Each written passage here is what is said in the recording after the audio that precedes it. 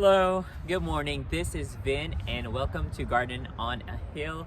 As you can see, today is a very busy day, but it's still quite cold here in the city. I'm in the Atlanta, Georgia area, and I'm kind of showing you a different view today. This is a view from the bottom of the hill portion of my garden going up. I thought it would be good to talk here while you can see the garden. So this is the dead of winter. There's nothing really special about the garden, so I thought it would be a good time to show you how I got here. So if you look back into the past video that I just uploaded, it was about my starting from scratch garden in 2020. This is that 2020 garden. So before this, of course I gardened, and I want to take you back all the way, like, I don't know, 5-10 years ago when I first started gardening and how I got here. So this video is about that. How did my first garden look like? How did I start? What did it look like? And how did I get here? I think it would be important as we start the year to kind of see these moments where we started, do a flashback, and then look at where we are now. So this garden is a year old. And again, look at my past videos, that will take you to this journey, but this is my kind of like beginner gardener journey. Let's take a look. So the first time I started gardening, I think was 2012, and I kid you not, this was a small backyard apartment lawn, about 8 foot long and 8 foot wide. It had a ton of pavers in it. That was from the previous tenant, and I just thought it was ugly, and let me put something here. So that kind of sparked it at first, and then from then on, I was surprised. I put a little soil here, a little soil there, kind of arranged it, and then I get tomatoes, some eggplants, some okra, not a ton, but that sparked my first journey in gardening. And from then on, I realized, hey, I can actually grow something. But you know what? Life gets in the way. I am not a full-time gardener. I'm a full-time corporate employee. I'm sure a lot of you are. And, you know, we kind of stopped. So I think from this garden, 2012, kind of garden 2013, I think I stopped from 2013 to 2015. So the next video is going to be 2015. It is extremely windy. So here we are, 2015. 2-3 years pass. Nothing has happened. I'm back gardening here. You can see on this video. On a house now. On a nice sized backyard. Still not sure what I'm doing, but I built a raised mound and started a fall garden. My first advice, if you're a beginning gardener, try not to do fall gardening because it's much harder. So here you can see me doing the mound, putting my compost in. You can see this house with a little itty bitty garden on the left. That's my vegetable garden for fall. And we were actually just redoing part of the patio, and we were doing a grass lawn there where we took concrete out. So I was like, wait, let me put a vegetable garden. So that sparked it for this 2015. And lessons learned, fall gardening is harder because it's, number one, to me, I have a harder time if it gets too cold. Number two, brassicas, which is what I planted here. Leafy greens, cauliflower, broccoli, cabbage, kale, spinach. Those things are very prone to these butterfly caterpillar pests, which they will eat it. And another lesson learned is fall gardening requires a lot of organic matter in your soil, because these leafy plants, if you research them on Google, leafy and flowering plants like cauliflower and broccoli, they need a lot of nutrients from the ground to take off. Not that summer vegetables aren't, but specifically brassicas are. So I had a hard time there, but as you can see, I made the most out of it. I did get some things from it, and then on that same house, you know, every single nook and cranny, I'll see a flower bed. In this case, there's a flower bed with canna lilies on it. I removed the canna lilies and then put my sweet potatoes in. And then there was a pot, I moved an ornamental and placed an onion there. So, you know, there wasn't that big of a harvest here. As you can see from this photo, I have little itty Brussels sprouts, little itty bitty Brussels sprouts, and broccoli, a little head, and a little cauliflower, but kind of enjoyed it. So from then on, 2015, this was the result of it. And then I moved to my new house on 2017, which is the house that you see now in my back with the hill. And this is how it started. 2017, and I move into this house on a hill. It's a yard full of weeds, sloped, and it's just shaded everywhere. So I was just trying to see if I can even grow anything here, because I feel like the shade and then the slope, when it rains, all of the nutrients and topsoil have already washed away with it. So basically, I just had to live with it. On this next picture, you'll see my dad just looking at the first ever garden on the property. So you'll see some raised beds in the middle with some trellises, and then blue buckets that we'll zoom into later, and then some sweet potatoes in the foreground and some corn. So just different kinds of things that I wanted to plant just to see if I can grow something. What's the best things to grow in this garden? That was the goal of this year. So as you zoom in, you'll see a blue pot. I'm starting to research now, what can I grow in this area? Because I have a very limited land and very limited shade and sun area. So I wanted to know what things can grow. Found out that tomatoes go deep, so I bought these blue pots in a dollar store, took the bottom out, put soil in, put the tomatoes in, and actually worked amazing. It actually grew so much potatoes. Vines, we have gourds, we have beans, they all went pretty good.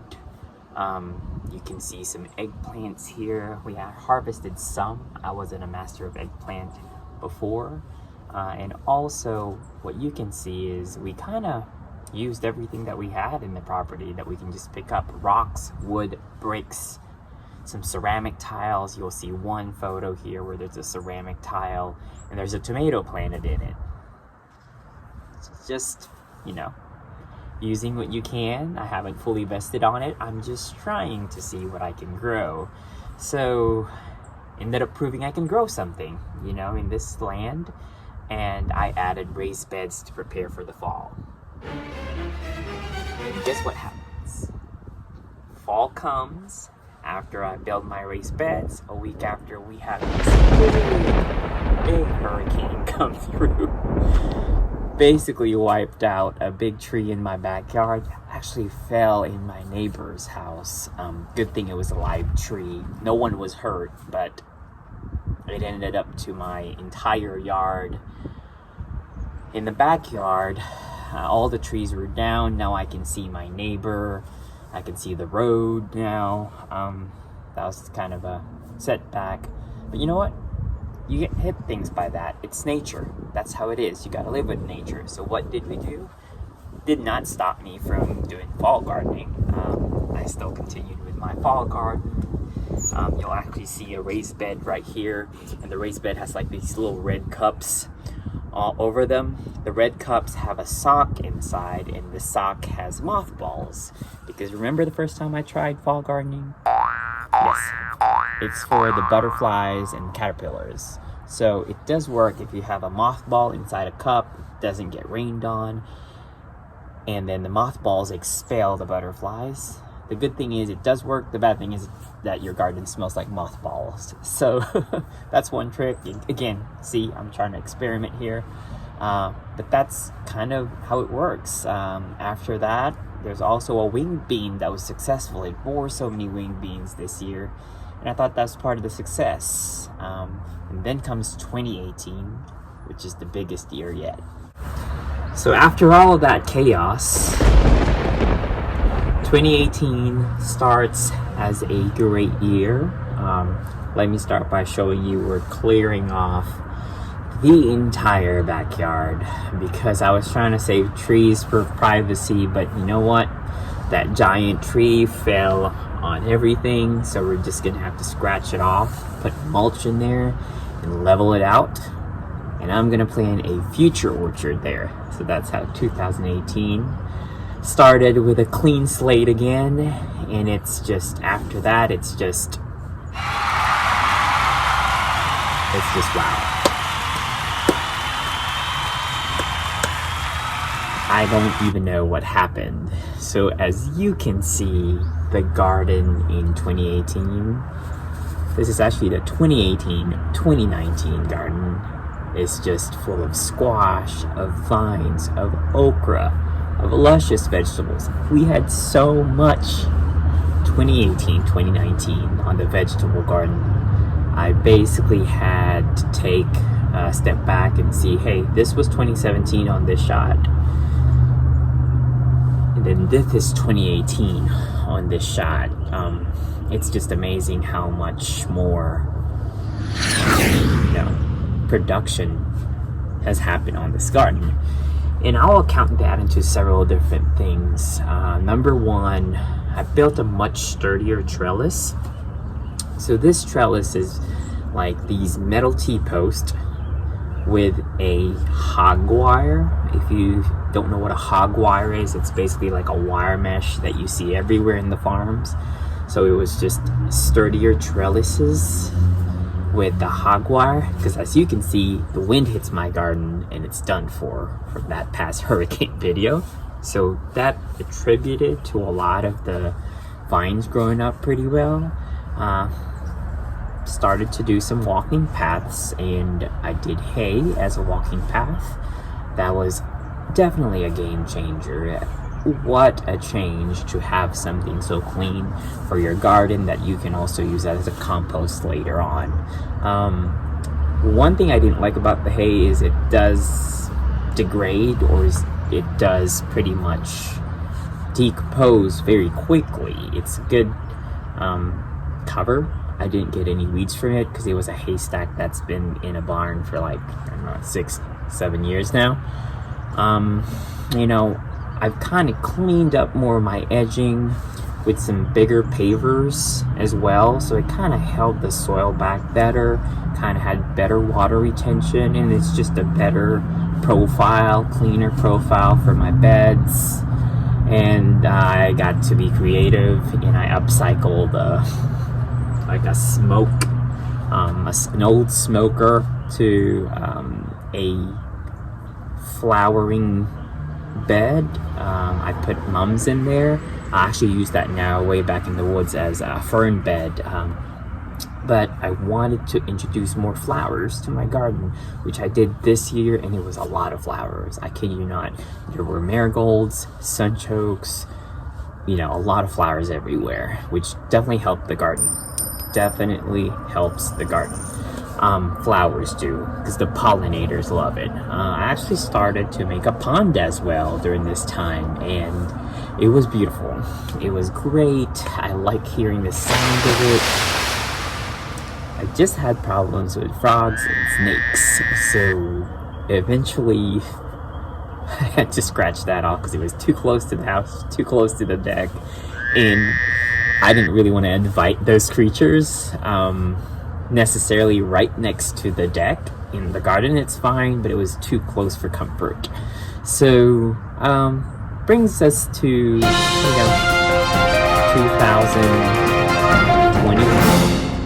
Why did I change it? Why did I change all these successes? I think the biggest factor was just now I'm comfortable, I can grow, I'm comfortable that I can make a garden look great while still it's serving as a working garden. I changed because I wanted more structure to my garden, and that's brought up by the raised beds because those edgings, the stone edgings, are pretty. You can keep them that way, but if you kick one, it's just a mess. If you are gardening, walking down with a cart, and then you kick one brick, you kick one paver, it's out of the way, it's not aligned, it's a trip hazard, and it's also gonna be a reason why you're gonna lose soil if the rain comes and then you have a cake paver to the left or right. Trellises, I went further up and made it more sturdier on the 2020 garden because I want to make sure I can get more from a taller trellis. And then the second thing is I want it to be sturdier because of all the wind that we have. But you know, that's the biggest factor why I changed my garden in 2020 from that success in 2018. I didn't want to erase what I learned in 2018. I just want to refine it. But basically that is it for today, and thank you for listening to my very long video. I hope you got inspired from my garden story.